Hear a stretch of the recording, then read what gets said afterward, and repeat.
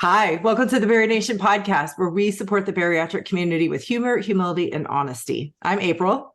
And I'm Jason. Today, we're welcoming, I think for the very first time, BariNation expert, friend, therapist, Katie Booker. Hello. We are so excited to talk to you today. The top of mind conversation today really is going to be all about gratitude. Jason, Natalie, and I often talk about how we feel that we've gotten to this place along our bariatric journey where we're grateful almost for the disease, and we know that might sound a little bit odd, but there are so many good things that have come out of us kind of making the decision to fight back against this disease. And when we were having this conversation in BariNation, you were like, oh, I actually have a lot to add to that, because there's a lot of work that we need to do to get to this kind of place of peace with who we were before surgery and who we are now. So if you are watching, if you're listening to this episode, the goal is that you will leave here with a deeper understanding of who you were before surgery and why you chose to really onboard meaningful treatment, and give us all a pathway to kind of get to this place of acceptance, peace, love, and gratitude when it comes to our disease and how we've chosen to treat it. So that's going to be like kind of the meat of the conversation. But before we dive in, I want to turn the mic over to you, Katie, to introduce yourself to people who maybe have never met you before. Sure. So my name is Katie Booker. I am a licensed clinical social worker in New York State. I have my own private practice. I focus primarily on trauma and trauma resolution, but I also do the psychiatric evaluations for bariatric surgery because mine was so terrible. So I vowed that I was going to make something different, and I have, and I'm very happy about that. So yay. I am also an expert in BariNation. I run the coping skills group, and I think that's it. Oh, and I'm a bariatric patient. That's probably important. I had surgery 2 years ago, November 22nd. So I'm coming up on my 2-year surge anniversary, which is very exciting. Woohoo! That's right. That's huge. That's huge. Oh my gosh. I remember my 2-year. Jason, you remember your 2-year? I do indeed. It's when hard. It's where things get real rough. Mm-hmm. Uh-huh. Did it in therapy this morning. Uh-huh. Mm-hmm. Yeah. Oh, Been a time. well, right. Oh man. Well, welcome to patienthood. Well, we're very grateful for you and your time today, because we know how important and meaningful this conversation is. So if you guys are ready, I say let's just dive in. Let's go. All right. So, Katie, we always kind of like to start at the beginning, right? We want to make sure that we're all speaking the same language. So, as I kind of said earlier, right, Jason, Nat, and I often talk about how we're at this place where we are really thankful for the disease of obesity. Sounds a little bit weird, but it's brought a lot of good into our lives, and it's helped us uncover some things that we probably wouldn't have uncovered before. But that also means we've had to get to the place to acknowledge that the person who we were before surgery was not a bad person. Yes. Mm-hmm. So how do we do that work? How do we get there? That's adorable. I can help you with it. So it can be a bit complicated. So please bear with me as we kind of go through this process. It's the idea and understanding that we're very complicated beings. We're very multifaceted. So you're not just April or just Jason. You have different aspects of yourself. You may have heard about the, it's like a, what do you call it? Like a hot topic or whatever that everyone's kind of talking about, and like inner child work, right? So this is kind of got the feel to that. So it is understanding though that you don't have to be grateful for the things that led you to obesity. Many times you hear people say that they're glad or grateful for the hard things that they went through. That can be true, and it doesn't have to be. I would have much rather not gone through my trauma that led me to obesity, understanding that obesity is a disease, but there's also behaviors that led me there. But the behaviors that led me there were my trauma, the trauma that I went through. I would have a different life. Maybe I wouldn't have met my husband or had my children, but I certainly wouldn't have wanted the trauma that I went through. So it's something to be grateful about the person that obesity created. you became someone who was incredibly adaptive. You were able to shift and pivot. You did the hard work to improve your situation, which is why you are where you are. It's not even necessarily because of your obesity, but who you are at the core led you to this adaptive place, so that way you can move forward and be okay. So with that being said, it's important, again, to break down like the different parts of us, if that's okay. So I'll use myself as an example. I do it all the time, and it feels okay for me to share that.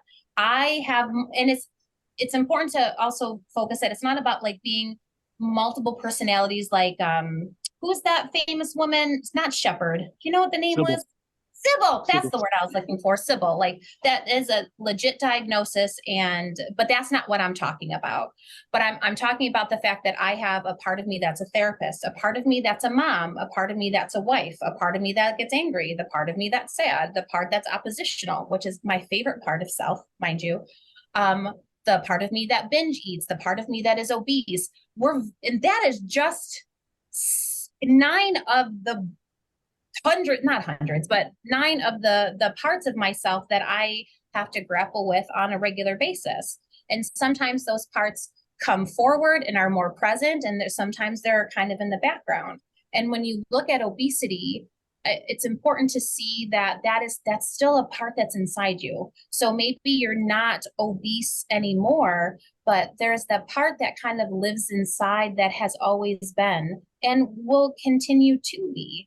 And being able to heal that part is incredibly important. Okay, so I just want to do a little bit backwards math here to say that to see if I understand. And Jason, you do this with me, please. So, so part of the reason that I think I turned to food is because I never felt like I really belonged. I always felt like an outsider. And that sense of being an outsider contributed to this pull to find safety in food, which then triggers the disease. Correct. Yeah. So being able to Okay. look at obesity as a protector, a nurturer, it was the ability for you to get your needs met and to be in survival mode. It was there to take over when others couldn't, whether it was another part of you or physical people in your life. So the way that for myself that I look at obesity, I was alone a lot. So, my parents worked very hard. I was a latchkey kid, but I was by myself all of the time.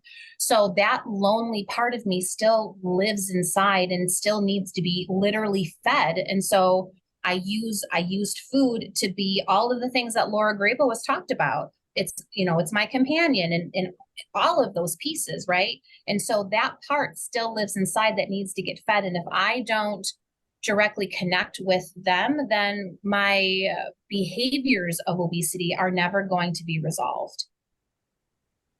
Because that person never goes away. Correct. You can heal them. You can give them new jobs. You can provide them all the love and care that they need, but that doesn't mean you still don't need to keep a pulse and check in on them once in a while.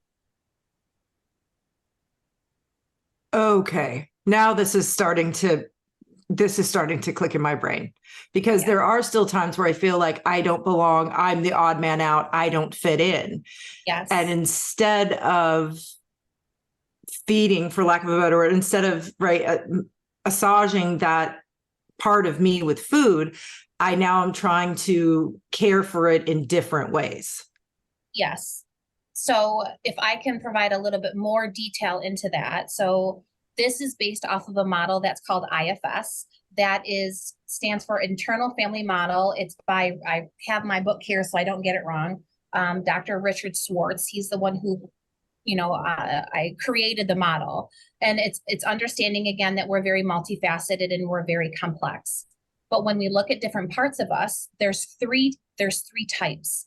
There are manager parts, there are firefighter parts, there are exile parts. What you're talking about, April, is when you think about that little girl that's being activated, that's what we call an exile.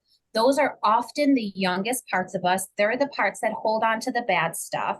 They're the ones that the other parts of the system are afraid of, that they're going to lose their shit and cause all of this chaos. So if an exile gets triggered, that's where a firefighter comes in. The best way to describe that is just as it sounds. A firefighter is going to take care of a fire by any means necessary.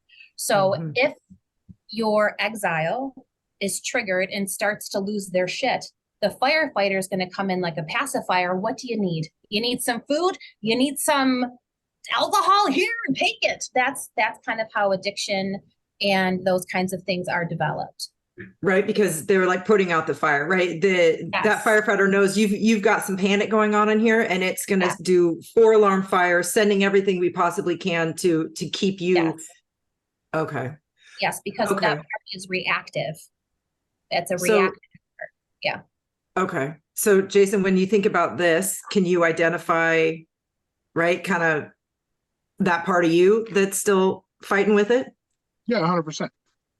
So, and I talked about this before in a previous episode, like kind of how I clicked in with when and where all of this happened for me. I, much like Katie, was a latchkey kid myself.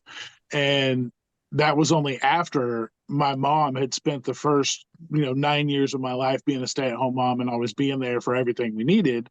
Well, then my dad left and she had to go to work. So we went from having everything we needed to her being gone and us being latchkey kids, and just me and my brother. And the only thing I could control at that time was food. That was it. I couldn't get my dad to stay. I couldn't get my family back together. So the only thing I could control was food. And we were fortunate enough to have an abundance of any food anything we wanted was bought in bulk because we were fortunate that way. I just took that to excess and was able to, sit in my bed and eat, family size bags of chips and 3 liters of Coke and all the things, because that's what I could do that because there wasn't anybody there to tell me no. And it was the only thing that kept me company besides my brother. And, my dad was gone, and I could, it legitimately filled or attempted to fill a hole that, my father was gone. Okay, I have to jump in for a second. I was raising my hand. It's like we're in class. So Jason, what I hear though, is there's still a little bit of judgment that I hear in the, well, I did it to excess. This part of me just took over and I did all of these bad things. I would like for you to start to shift that. And when you think about that part of you, it's all about being able to find compassion and understanding and curiosity. So that part, that little boy that probably still lives inside of you, did everything it could to survive. It was trying to make sure that you were okay. And sometimes it's just that little bit of a shift that you can make in your thought process, and that what we call a cognitive reframe, is that it was doing it because that's what it needed to do to protect you. That's the work of understanding that internal part for you. Yeah, well, and the hardest thing was, and I didn't even catch it until a few days ago, well, about a week ago, I guess, that once my father passed, it kind of he started trying to come back because once again, my father was gone. My mom's been gone for 9 years, so she wasn't around again. So it put me back kind of in the same setting all over again. So that's why I'm connecting a lot with all the things that Katie's been saying since we've been on here. I just hadn't said anything about it yet because it legit has just been kind of clicking it. I'm kind of building this plane as we're flying it here. But it honestly legit, like it all came back. That I noticed about a week or so ago was that I kind of was back in that same situation where I'm like, well, shit, this makes a lot of sense now. And that's the bitch part about being an obese person and the way that we've used food, also because you think you dealt with that stuff, right? Like that's the other part of bariatric grief that we don't talk a lot about, is like my mom passed away 14 years ago, and this last year I didn't even understand why, and it's because I wasn't using food. And now I actually had to re-grieve the fact that she died 14 years ago, right? So like you're having to re-grieve the stuff that you thought you dealt with, but just kidding. No, you didn't. Yeah. What is so powerful about this conversation, and Jason, thank you for, you always do, but I just have to say it. This is hard. Like, this is hard work. But this conversation in the moment is actually showing our community what the work of weight loss surgery is. You have never given up trying to solve this equation, so to speak. And as soon as these things come back up again, and I know because we've had this conversation, right? We can often get in this mindset of like, why am I dealing with this again? I thought I dealt with this, but we're at a different stage in our life and in our journey. And just because we understood how we were using food in that context in the past, we have to learn how we're going to use or not use it in the context here in the future. But the fact that you like actually cued into that, you would have never done that before. No, not before. No. And I kind of likened it to like when you're unpacking boxes and you think you got everything, but then you go to throw the box away and you realize there's more shit in the box. Like that's kind of how I likened it when I thought about it. Because I was like, that's legit. Like you think you're doing all this work to unpack all these boxes, and you go back and you're like, well, there's still stuff left in all these boxes. May not be a lot of stuff, but there's still stuff in there, and you still have to deal with that stuff to break that box down. Oh my God. You would. He does this every time. Every time he comes up with this perfect analogy, but that really is it, right? When we start doing the work of weight loss surgery, we think it's just the box on the surface. But then when we actually open the box, we realize, oh, there's more boxes and there's more things inside of this, which is why this work can be exhausting, can feel exhausting, because it is. You're constantly unpacking these things until you really can get to the root of it. And Katie, just that little tiny shift in what you said, how you caught Jason saying, I ate 2x, you're right. There is that little piece of shame that goes to that, even though I think you've done a ton of work, Jason, to get to the point where you forgive, you accept, you understand why all these things happen. It's still there a little bit. Yeah. Right. And it's still that part that hears it and feels it. So even the tone of voice that you use or the way that you address it, that part of you is still like kind of crying inside a little. It's like, yeah, I did mess up. Oh yeah. And like, you can even notice you probably shift and like your body changes even when you think about it. And so the hard work in therapy with whether it's my own clients or my own therapy every Thursday, 10 a.m. Is being able to try to find and connect with those really hurting parts and finding compassion and what do they need and how can I help you and. So Jason, can I ask you this? And if you don't want to answer, I understand. When you made this connection a week ago, what shifts did you make in your behavior, right? So you realized you were going back to food to deal with this great sense of loss and abandonment, but you've noticed it. So what have you made different decisions or have you done different things? Yeah, I had to. It was kind of like in the same vein of like what I was talking about when I started to just go off the rails and say, fuck, it was kind of about the same time where I was like, fucking, at least I'm getting a revision, so it doesn't matter now. I can just do whatever I want to until the time comes. And I had to kind of make those connections kind of came at the same time for me to just say, that's ridiculous that you're even thinking this way and, kind of reframe it that way. Because if I go into prep for the revision that way, I'm going to come out the other side of the revision pissed that I can't still live that way. And because I know that my sleeve was not normal and the way that I've been living is abnormal. So the fact that if I go into it that way, I'm going to come out the other side, and the grief and the mourning that I'm going to have over the fact that I can't do things the way that I've been doing it is going to be monumental. And I'm going to have to deal with that as well as recuperating as well as everything else. And that's not something that I want to do. So I realized that I had to really start unpacking those boxes right now, because this is, while I didn't make any mistakes in my sleeve and kind of how the sleeve has done for me, I will make mistakes if I continue with my mindset the way that it is now. And if I don't make those changes, I can potentially blow this next step for myself if I continue to go that way. And that's what I don't want to do. I would rather go into this as healthy as I possibly can, mentally and physically, so that, this goes, the best way it can possibly go for me.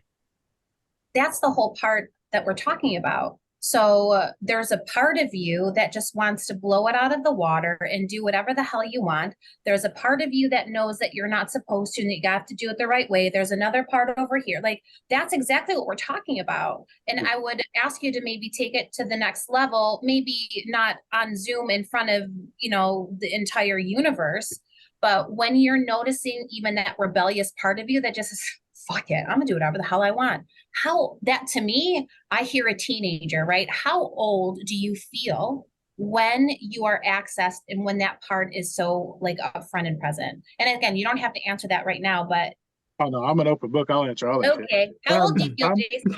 It's probably between my probably 15 to 17 years, because that's when I was at my absolute like worst of as a person. Like you couldn't tell me shit. I was 10 foot tall. I was bulletproof. It didn't matter what I could do. What it didn't matter to me. Like I could do no matter what you told me, no matter what you tried to warn me to do. I was going to do whatever I wanted to do, and nothing bad was ever going to happen to me. And the bad part, the crazy part about it is that I talk about this quite a bit. I haven't lived with obesity all my life. I was kind of a, chunky little kid and kind of did the grow up and out kind of thing. And once I got tall, I slimmed down. Like when I was in middle school and high school, I was 6'3" and weighed like 175. Like I was tiny. When I got married to Sarah in 2001, I weighed 225, 235. So, I mean, I was not a big person at that point. And it wasn't until 2007, I think it was, that all my health problems kicked in and I gained, 200 pounds. So, I mean, it wasn't like, or 180 pounds, whatever it was. So it wasn't like I've lived with it forever, but I have had parts in my life where I can really, really, really connect with, and I can pinpoint pretty much all of them. But it's one of those things where even at the worst part of, like when I say 15 to 17 era, like I wasn't a big person then, but I had all of the mentality of pushing, just doing shit that I knew was not good for me. And I just carried it on through when I did become, a larger person. Yes. And you don't, right. And you don't have to be obese. You had maybe obese behaviors, like you Yes, used food in different ways, but you didn't gain weight. So you weren't technically obese, but you used it in a way that wasn't healthy and like right. was coping, right? And then 100%. the other part of that is understanding that obesity is also a result of trauma, right? And I know that's something that I've spent a lot of time preaching about. And so as you've gone through harder and harder and harder things, study after study after study shows that that is a byproduct. Obesity is a byproduct of the really hard things.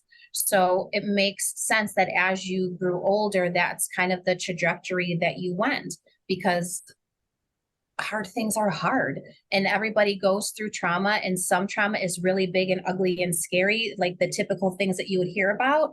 And you can have trauma, but it doesn't have to be quote unquote that big. Your trauma is not bigger or worse or less than somebody else's. You still go through hard things, and it's okay to say that was really hard for me. And that's really hard for people to accept sometimes, because, well, I won't say, fill in the blank, but that's okay. You still deserve to heal and be okay if those really yucky things happened, because you're healing yourself. And that's where the obesity part comes in, right? That's where the protecting and the nurturing and the safety comes in, because you couldn't get it in any other way. And now you get to heal and be okay and like tell that part of you that like, I'm okay now. Thank you. Like the compassion is so there, and the softening that can happen with your system when you're able to have that true conversation with yourself. When it was prolonged trauma for me, like it was like my father did leave, was gone, had to deal with that. Then went to finally live with my father, who married a woman who couldn't stand me or my brother. So she took it out on me and my brother every single day, all day, every day, like for 20 years. So legitimately, it was like every day I had to fight like that. So the trauma was like reactivated almost every single day. There was a facet of it that came up in my life. Yep. And even now to this day, like I still think about it. It's very hard for me to process all the shit, that I went through. But at the same time, like, so that's kind of the way I look at, like you said, no better or worse than anybody else's. But the stretch of it is what's been so hard for me to kind of put that aside and keep going. Like I still live my life every day today better, knowing that I don't ever have to deal with that again. And I've kind of made, like, people in the community have referred to me as the big brother of the community, because I am very protective in the way that I don't want anybody to ever have to go through the shit that I went through. So that's why I am so overbearingly protective over everyone that means anything to me, because I don't want those same types of things to happen, because when I needed somebody to come to my rescue, nobody came. Yep. So that's why I'm like, well, I will never let that happen again. So that's why and then, so that's kind of the mindset that I've lived with since I kind of got out of all that. Yeah, and that's a trauma response. And I know this is not a trauma podcast, and that will be for a different day, I'd imagine.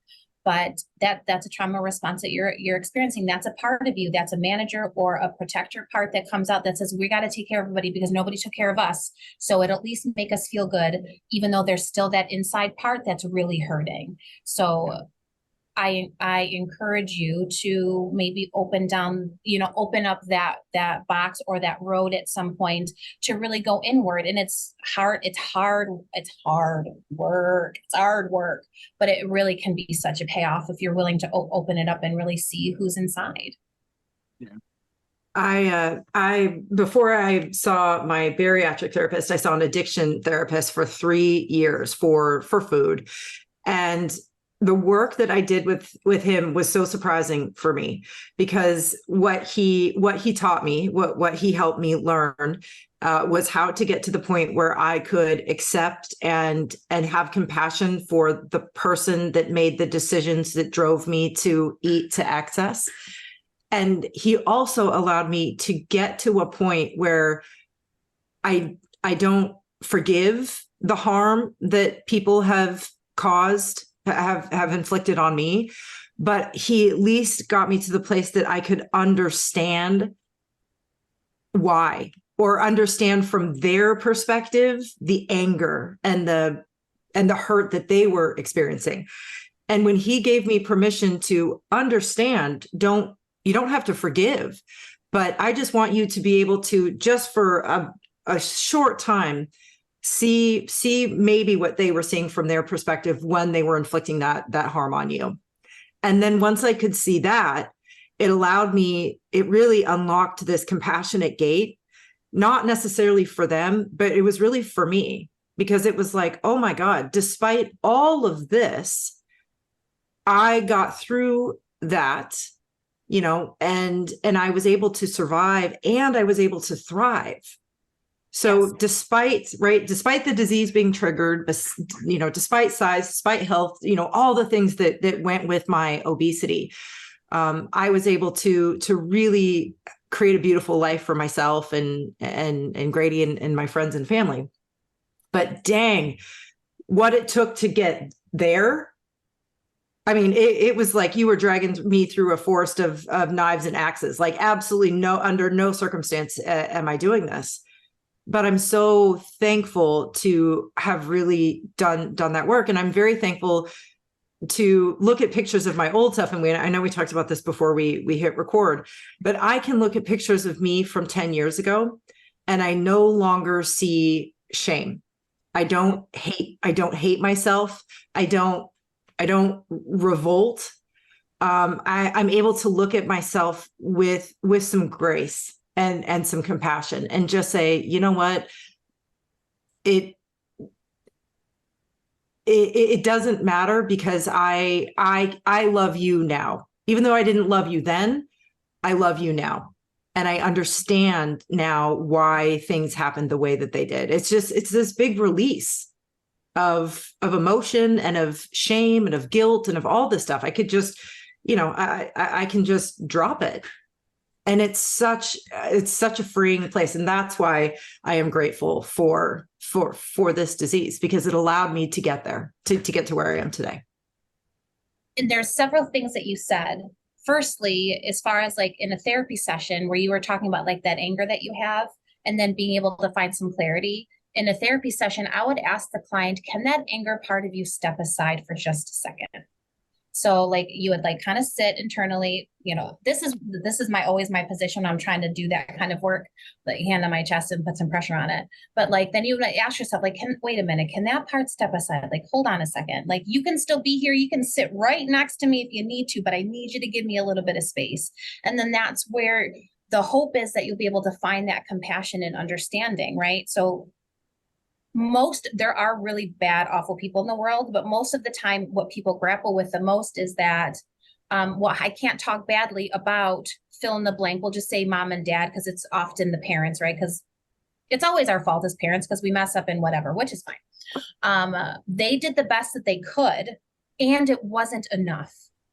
We knew that they did everything they could with what they had, and they didn't give me everything that I needed. They missed the mark on something. And so that's where this work and therapy and mindset stuff come together to be able to hold both, that you are still deserving of getting your needs met, and they did everything that they could about it. And that's okay. It's about being able to find that middle ground.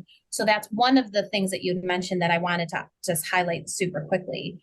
But then the other piece is that the gratitude and the compassion that you can hold for that part of you, and all of the work that you did, the ability to adapt and shift the way that, all of us have done.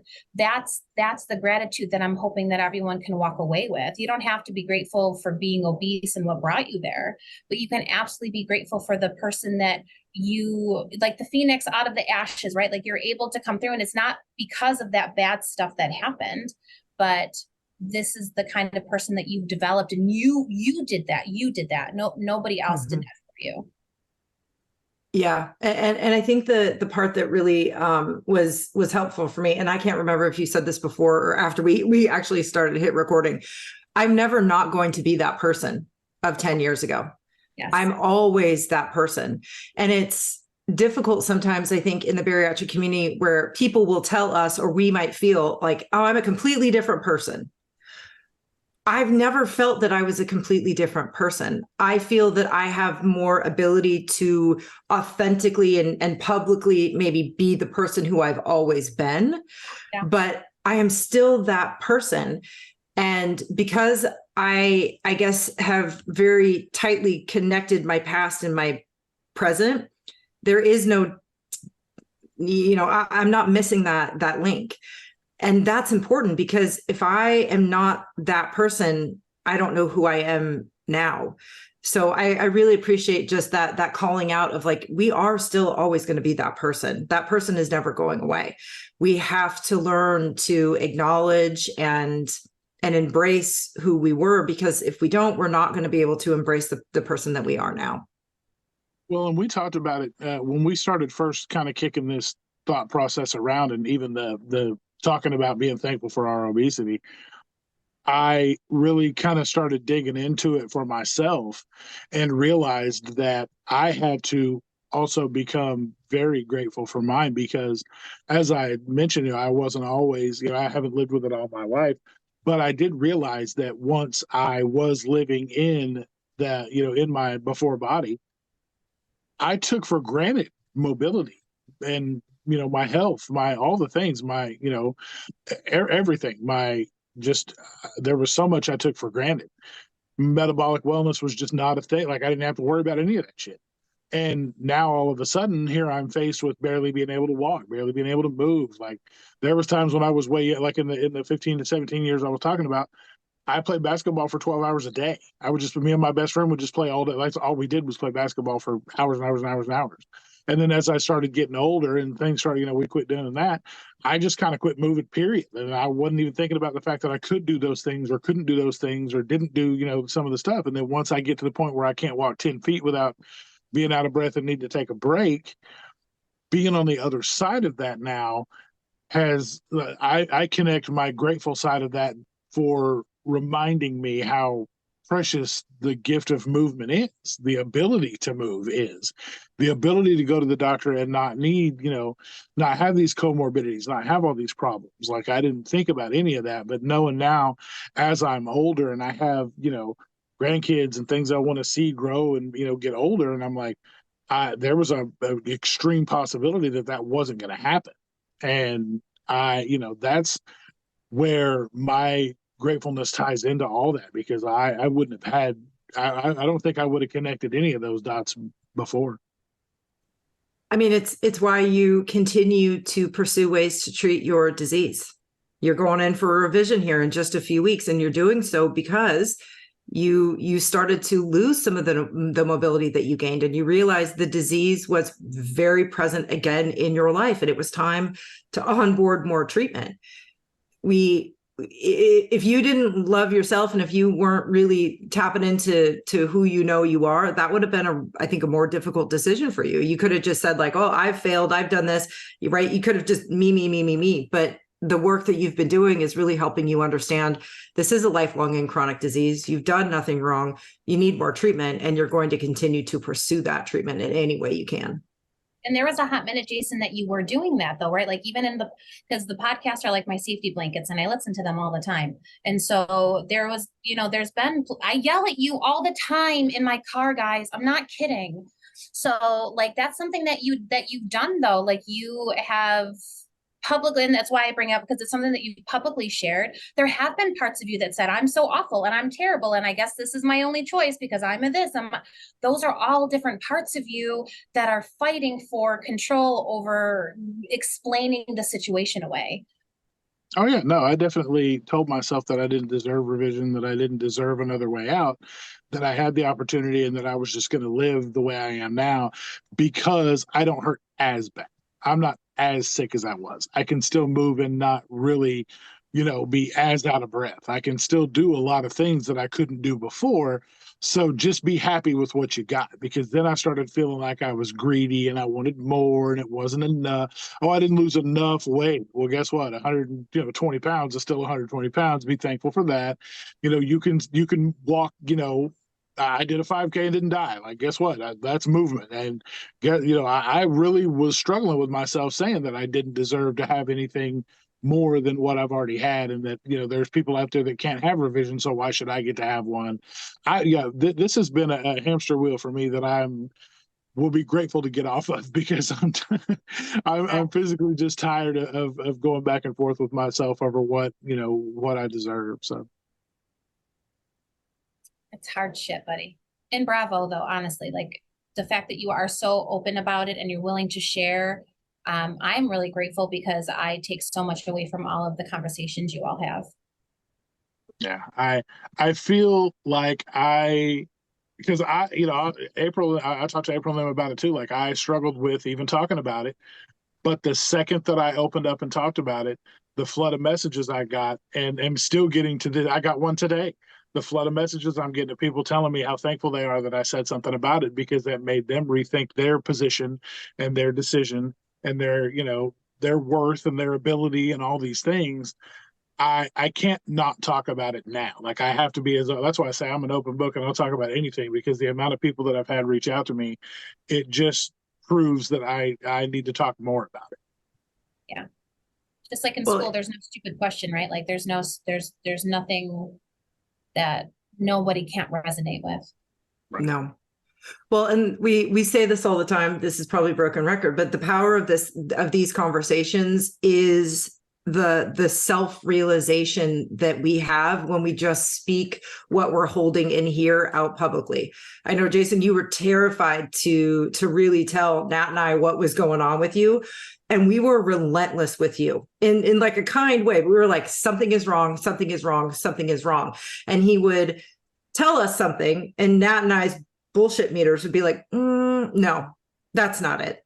And we just kept going. But I think Nat and I have maybe just a little bit more practice, and which is crazy for me to say, like, who am I the one? I'm the one that doesn't have tear ducts, but I have really come to learn.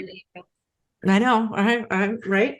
I've really come to learn that, and it really is because of the community. It's because of BariNation. If I keep what's in here, it is going to destroy me. It will absolutely destroy me. But I am that teeny tiny girl that's worried about being othered, or the strange one, or the weird one, does everything it possibly can do to keep it here, right? Because my teeny tiny self was like, nope, they're going to think you're weird. They're like, you wore Superman pajamas, they're going to think you're weird. So I'm not going to share anything. But that is what also feeds my disease of obesity. Yeah. And when I move that out, when I just in a safe place right? I'm not going to blast it on all the places, but I go to support groups in BariNation. I go to classes, I go to meetups, I find my safe place and I find my moment and I move it out. And to have this place where I can just put it and know that it isn't going to go anywhere. It's not going to be met with shame or judgment. It's just this very safe place for me to very gently just, there it is. And every time I do that and I step away, I can see it in my mind. People just look at it and then they look at me. Okay. And you're like, you're cool with that? Like, did you see the bomb that I just like dropped here? Like nobody's running away from it. And it's just like, oh, I could take a breath. Yeah. And then the next step of that is once you've been able to identify, right? It's kind of like a snow globe that's been all shaken up and now it's like the whatever gets to settle. And that is an opportunity when you do have that safe place to, the crazy part is that the healing all comes from within us. You don't need it from anybody else. Although sometimes we need validation to make sure that they still love and care about us. But if you recognize that little person who is wearing the Superman pajamas, you can take a moment to allow your most present adult self to go to her and to sit with her and be like, you're okay.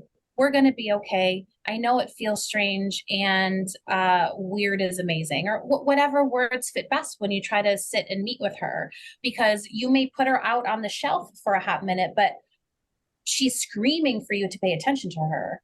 And so you have to be able to take her back off the shelf and give her the attention that she's looking for. Because when you ignore a child or a teenager, they get louder and louder and louder.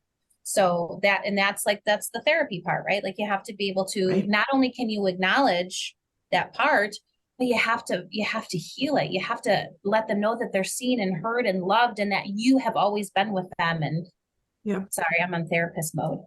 Nope. Well, I mean, but again, we talked about this, but I think before we hit record, right? So many people experience regain above and beyond the medical, like everybody is going to get that 10-20% bounce, right? That is just factual. But above and beyond that, so many people experience regain, and it's because of exactly what we're talking about. I mean, Jason, you did it perfectly, right? I had this little blip. I'm like, oh no, I'm not doing anything anymore. You just go right back to it. Instead of doing this work, we just go back to what we know and how we used to soothe.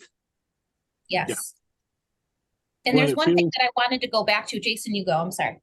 No, I was just going to say, it's so crazy that something that feels so freeing to just abandon it all is really so heavy because the weight that it puts back on. Like you feel like this is huge weight lifted off your shoulders because you're like, I'm not under the burden of having to be a bariatric patient anymore. I can do whatever. Woo! And then the next thing you know, you're like, your body just is so heavy because everything comes back and you're just like, oh shit, now my knees hurt again. My back hurts again. My hips hurt again. Like this sucks. But I swear to God, I was just having this conversation with somebody the other day. That's how you know you are really on the precipice of committing to your bariatric life. Because when you really do say, fuck it, I ain't doing I'm not bariatric anymore. And you go back to your old behaviors, your old thoughts and your old actions, and you start doing them for a little bit. And the moment hits you and you go, wait a minute, this isn't what I remember.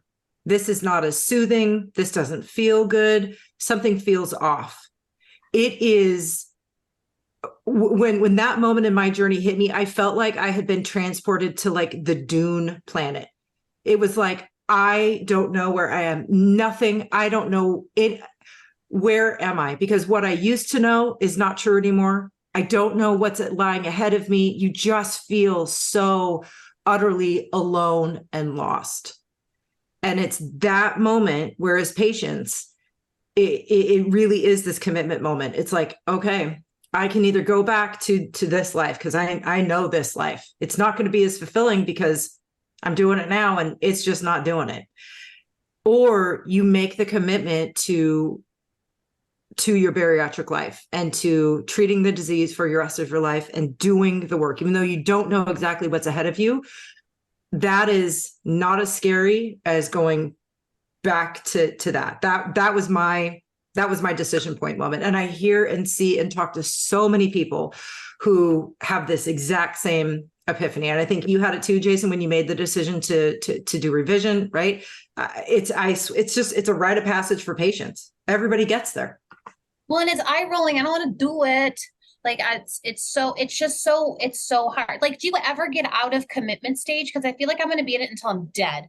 Like always having to choose bariatrics every single day, and I don't want to do it anymore. So, Katie, I'm going to send you a beautiful graphic that we have. Yeah, Jason's already laughing because he knows. So, right. So there's all these stages, right? There's the pre-op stages, and then there's very beginner, the honeymoon, then there's the commitment. Yes. Then there's life and maintenance and automation. That's adorable. Right. It's adorable. And it looks so great. These beautiful little stairs. But what the graphic shows is between commitment, life and maintenance, and automation is this hamster wheel of like, oh, I'm going to go up and then I'm going to fall back down. And that is actually bariatric life. You have to recommit, because think about it, as the disease progresses, you're going to need more treatments. It's not a if, it's when. When my disease progresses, then I need to onboard more treatments, which means I have to understand how to live my life with these treatments. Life continues to life.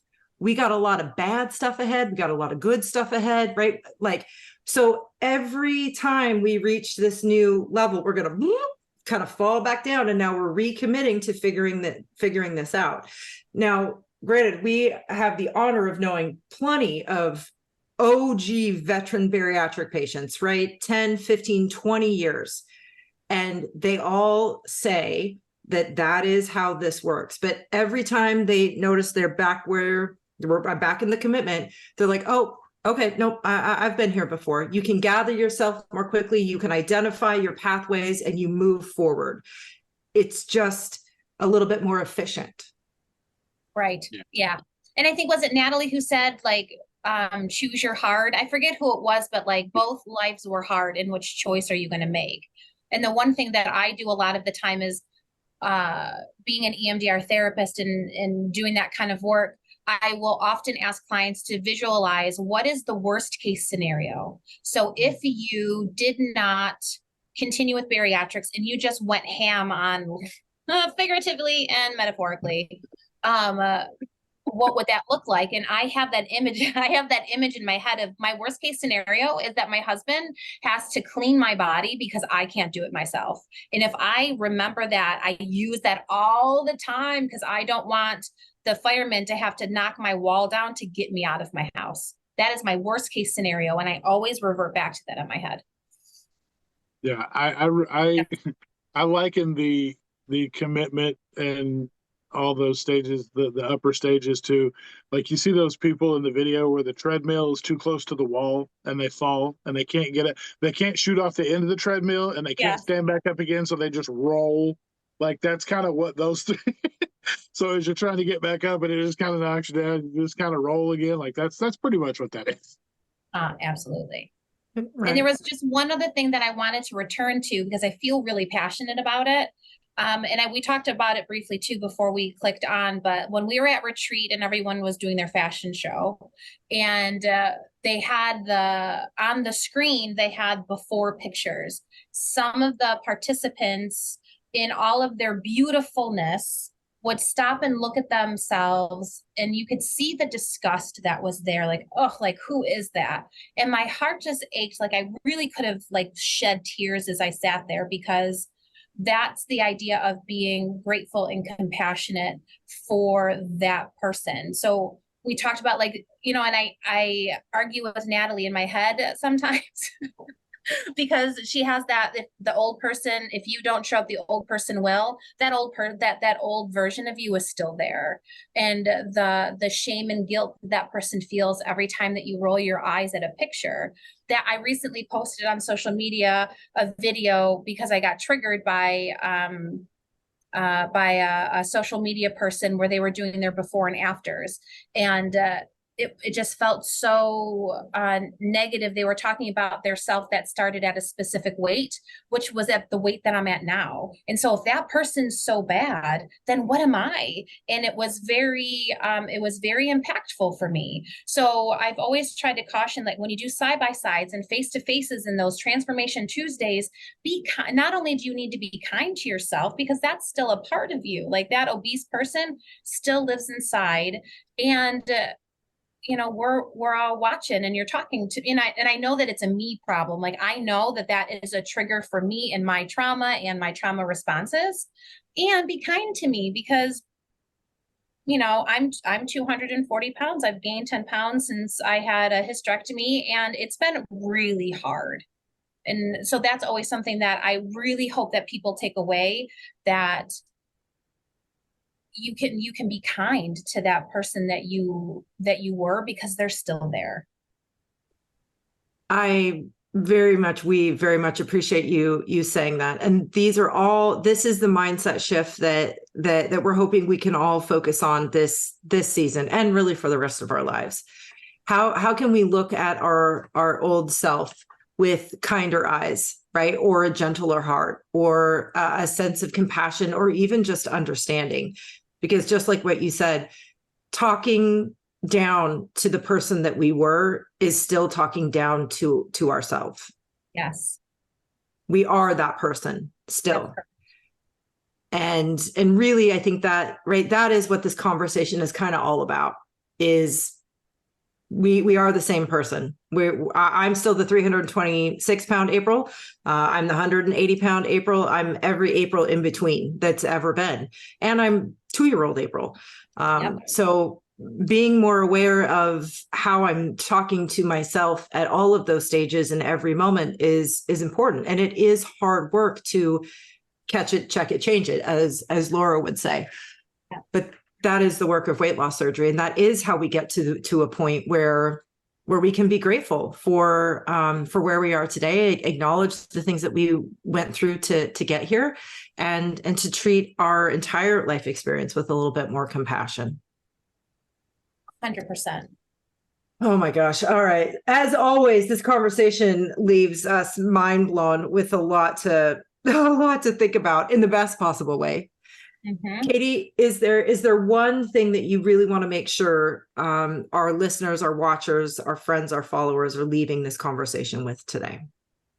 Aside from what I just mentioned about being as kind as you can to yourself, it's also trying to use as, and actually Laura mentioned it on the podcast episode yesterday, that about finding curiosity and trying to find non-judgment. So your sense of self and all of your parts can sense it when you're being judgmental. As an example, I've worked very hard to try to find a phrase when it comes to eating that I can say to myself, or maybe my partner can say, so then that way I don't feel judged and whatever when it comes to food. And so my phrase is, are you sure? And the tone and the way, the softening of my voice and the way that my face is, am I sure? And sometimes the answer is, yeah, I am absolutely sure. And I'm going to do whatever food choice is there.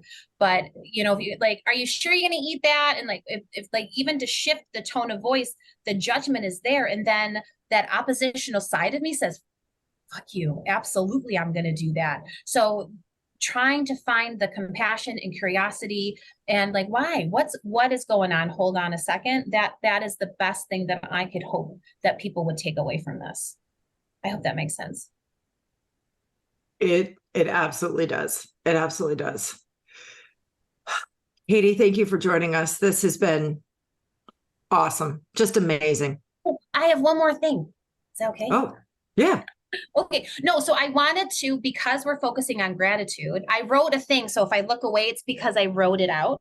So don't mind me. Okay. Because I wanted to express my deepest love and gratitude for the community that you all have built. So around 9 months post-op, I was struggling so badly and I didn't know what to do. I went to my PCP's office and I just cried, and he did not know how to help me. He wanted to, like, I could sense it. Like, he was like, I wish I knew what you were talking about, but he had no idea. Somehow I stumbled across the podcast. I don't know. And then I found the membership community that I enrolled in, and I don't know where I would be without the support and the nation that you've created. And I say that with all of, I could cry, I'm trying not to, with all the love in my heart. And it's not just the support and the fact that I get to, like, I stalked you for a hot minute. I think I told you that, like, I was in the background for a minute and I crafted some messages and I like deleted them and stuff. And the fact that you allow me to be a part, not only, like, obviously you allow me to be a part of the nation, but I get to be an expert, that is so incredibly healing just in itself for me. But it's also the knowledge that I gained. No doctor ever told me that my obesity was a disease. I learned that from you all. I truly did.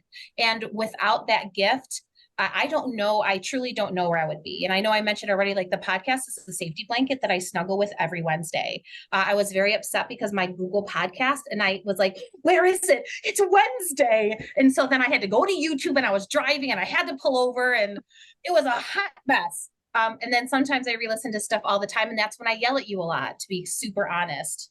Like, Jason, I knew you were going to have a revision months ago. I'm telling you, I already knew it. But anyway, I just wanted to send nothing but love and gratitude because it truly has saved my journey. I can't thank you enough. Thank you, Katie.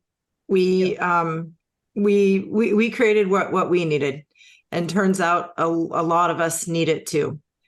And one of the many magical reasons I'm so thankful for BariNation is because it's a place that I get to shine as somebody that wants to help the community, but it's also the place that I just get to go be a patient.